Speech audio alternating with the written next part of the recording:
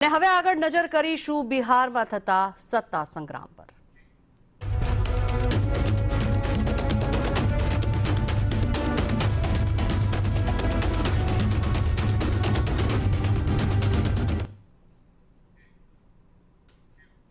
તો બિહાર વિધાનસભા ચૂંટણી માટે મતદાન વહેલી સવારથી જ શરૂ થયું છે, ત્યારે સવારે 9 વાગ્યા સુધીમાં લગભગ 13.13% મતદાન નોંધાયું છે।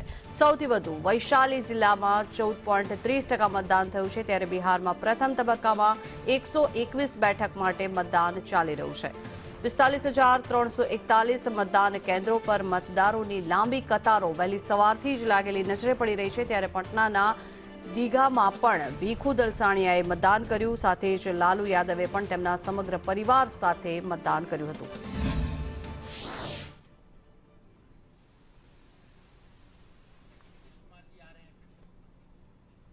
तो समय बताएगा कि क्या है नहीं है सब मामला, इस पर हम अभी कुछ नहीं बोल सकते। एक अंतिम सवाल थी भाई कि कहा जा रहा है कि जिस तरीके से एनडीए एकजुट होकर चुनाव लड़ रही है, उस तरीके से एनडीए महागठबंधन में नहीं दिख रहा था शुरू से ही, तो क्या लगता है कि इसका भी कहीं कुछ गलत रिजल्ट आ सकता है? क्या चीज? जिस तरीके से एनडीए एकजुट होकर लड़ रहा था, टिकट बंटवारे में कोई झगड़ा नहीं हुआ, वहीं महागठबंधन में देखिए पार्टी पॉलिटिक्स में ये सब चीज होना कोई ये बड़ा बात नहीं, सब चलता रहता है। कौन क्या है, कौन टिकट बंटवारा में क्या हुआ, लड़ाई आपस में हुआ, महागठबंधन में भी झगड़ा होता रहता है। महागठबंधन में भी हुआ था झगड़ा, तेजस्वी जी नाराज हो गए थे, राहुल गांधी नाराज हो गए थे, तो ये सब चीज तो चलता रहता है। तेजस्वी जी नाराज हो गए थे? अरे तो महागठबंधन में हुआ था ना, कांग्रेस नाराज हो गई थी और तेजस्वी जी नाराज हो गए थे। आप ही तो मीडिया के लोग न्यूज चलाए थे। इस बार अगर सरकार किसी की भी, तो क्या आपका रहेगा पार्टिसिपेशन गवर्नमेंट में? देखिए किसी की सरकार रहेगी जो आम जनमानस को रोजगार देगा, पलायन को रोकेगा, बिहार में बदलाव को लाने का काम करेगा, हम उसके साथ रहेंगे। एक सिंगल एमएलए भी झारखंड में मुख्यमंत्री बना था, तो क्या अगर ऐसी स्थिति आती है तो क्या तेज प्रताप यादव जी, लालू यादव जी की विरासत को आगे बढ़ाएंगे मुख्यमंत्री बनकर? देखिए वो तो बात की बात है, जनता मालिक है, जनता बनाती है बिगाड़ती है, वो जनता के हाथ में है। और क्या विरासत है नहीं विरासत है, विरासत तो लोहिया जी की है कर्पूरी।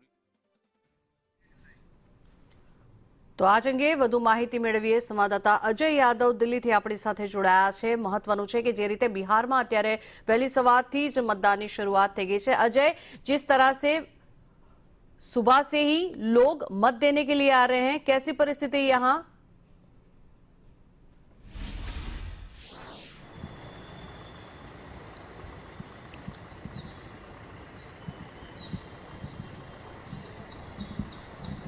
जी अजय।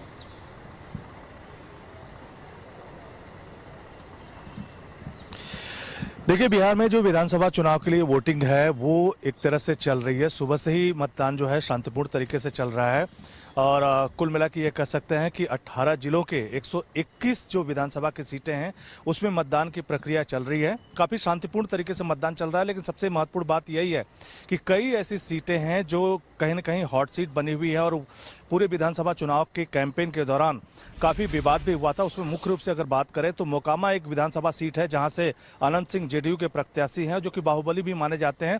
उनके ऊपर आरोप लगा है कि उन्होंने एक शख्स की हत्या की थी जो कि जन स्वराज पार्टी का प्रचारक था। तो उसके बाद से कहीं ना कहीं वो सीट जो है काफ़ी चर्चा में थी। हालांकि जो दोनों सीटें हैं जिसमें जेडीयू की तरफ से जो अनंत सिंह लड़ रहे हैं और दूसरी तरफ सूरजभान सिंह जो कि आरजेडी से उनकी पत्नी उनके सामने है, तो वहां भी शांतिपूर्ण मतदान चल रहा है।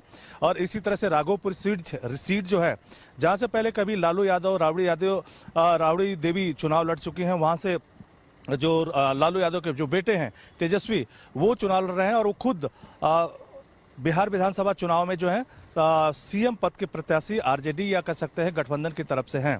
इसी तरह से छपरा सीट है जहां पे एक भोजपुरी स्टार जो है वो एक तरह से चुनाव लड़ रहे हैं। इसके अलावा लालू प्रसाद यादव के जो बड़े बेटे तेज प्रताप वो भी चुनाव लड़ रहे हैं।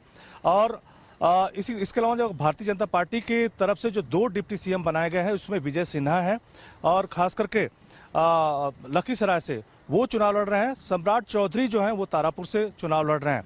तो ये देखना होगा कि इस बार जो विधानसभा चुनाव के लिए वोटिंग चल रही है उसमें इनकी तरफ से क्या कुछ होता है। लेकिन जो कैंपेन चले हैं उसमें निश्चित तौर पे प्रधानमंत्री नरेंद्र मोदी की तरफ से, अमित शाह की तरफ से, या जो भारतीय जनता पार्टी की अलायंस सरकार बिहार में है, एक मजबूत कैंपेन ले जाया गया था, जिसमें जो जीविका दीदी हैं या कह सकते हैं वहाँ पे महिलाएं हैं, उनको करीब 10,000 रुपये की सहायता सामग्री दी गई है, सहायता राशि दी गई थी, ताकि जो अपना रोजगार शुरू कर सकें। और साथ ही साथ ये भी वादा किया गया है कि अगर रोजगार अच्छी तरीके से चलता है तो उन्हें 2 लाख रुपए तक के लोन दिए जा सकते हैं।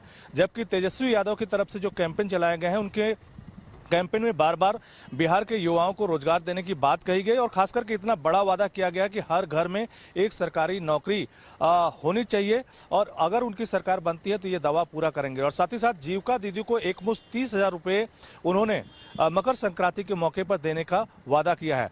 तो ये दोनों एक तरह से पार्टियां अपना जोर आजमाइश कर रही हैं।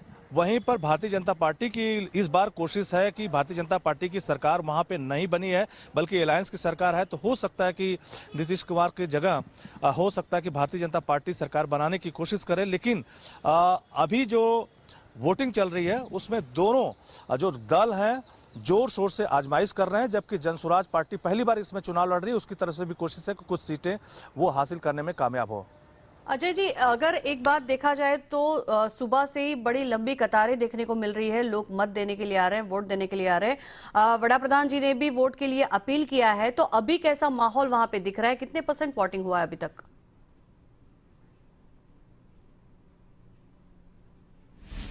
अगर माहौल की बात करें तो निश्चित तौर पे बिहार में भी जब वोटिंग चलती है तो लोग बढ़ चढ़ के हिस्सा लेते हैं। प्रधानमंत्री नरेंद्र मोदी ने भी इसकी अपील की है। लालू प्रसाद यादव भी खुद अपने पूरे परिवार के साथ वोट डालने के लिए आए थे और उनकी तरफ से भी स्टेटमेंट दिया गया कि जो तवे पे रोटी है वो लगातार पलटती रहनी चाहिए, नहीं तो रोटी जल जाएगी। तो सब अपने अपने तरीके से मतदाताओं को अट्रैक्ट करने की कोशिश कर रहा है। लेकिन ये जरूर है कि बड़ी संख्या में वोटर्स निकले हैं। सुबह 9 बजे तक की अगर बात करें तो करीब 11% से ज़्यादा वोट पड़े थे, और कुछ सहरसा जैसी जगह थी जहां पे 15% से भी ज़्यादा वोट पड़े थे।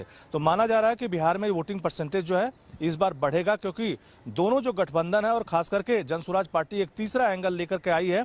अपने अपने तरीके से जोरदार कैंपेन चलाया है। हालांकि बहुत कम समय मिला है बिहार विधानसभा चुनाव के लिए चुनाव प्रचार का, तो ऐसे में सभी पार्टियों ने ज्यादा से ज्यादा संख्या में लोगों के बीच पहुंचने की कोशिश की है। तो कैंपेन भी धारदार हुआ है, लोगों की तरफ से वादे भी धारदार तरीके से किए गए हैं। लोग जो अलग अलग पार्टियां हैं अपने अपने हिसाब से पूरा अपना एक एजेंडा लेके आई हैं, डेवलपमेंट का एजेंडा लेके आई हैं, अपने अपने हिसाब से वादे उन्होंने किया है। तो लेकिन ये जरूर है कि लोग बड़ी संख्या में बढ़ चढ़ के आए हैं। लेकिन सबसे महत्वपूर्ण बात यही है कि जिस मोकामा में हिंसा का दौर देखने को मिला था, एक शख्स की मौत हुई थी, खास करके पॉलिटिकल लीडर की, उसके बाद से माना जा रहा था कि हो सकता है कि बिहार के विधानसभा चुनाव के प्रचार के दौरान और भी हिंसा देखने को मिले। लेकिन आज कहीं पे भी हिंसा की खबर नहीं, ये सबसे बड़ी राहत की बात है। लोग बढ़ चढ़ के हिस्सा ले रहे हैं। जी, धन्यवाद पूरी जानकारी के लिए। तो तेजस्वी यादव द्वारा पण मतदान करवामां આવ્યું છે અને અનેક જે મતદારો છે એમાં અનેરો ઉત્સાહ પણ અહીંયા જોવા મળી રહ્યો